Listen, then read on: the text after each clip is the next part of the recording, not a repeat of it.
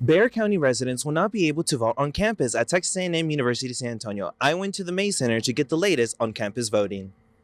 With the 2020 presidential election right around the corner, the university was selected by the Bexar County Elections Department to serve as an election day location. Well, anyone that is registered to vote in Bexar County can actually vote here in the west lobby of the Science Technology Building right outside the Mays Center. Right, so students will see a lot of signage all around campus reminding them that they do have the opportunity to vote and that polls are open. And so there will be a lot of that. We'll also be having a primary watch party on March 3rd because in addition to Texas, there are many other states that are holding their primary on that day. And that's going to happen in the Jaguar Lounge over in the Central Academic Building.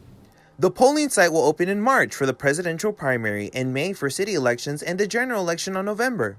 We have been designated as a voter-friendly campus, and so I hope everyone gets an opportunity, whether students, faculty, staff, or a campus guest. I hope they take an opportunity to make sure their voice is heard. Sarah Kupcho, a political science lecturer, says the Southside doesn't have many polling locations. Now with the polling site on campus, she says it's convenient for the community.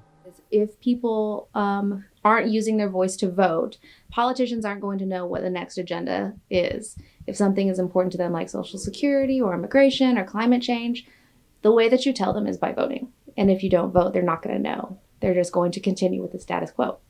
John Sook, a history senior, says he'll definitely participate in voting on campus this election. I think a huge part of a university is to engage with the community.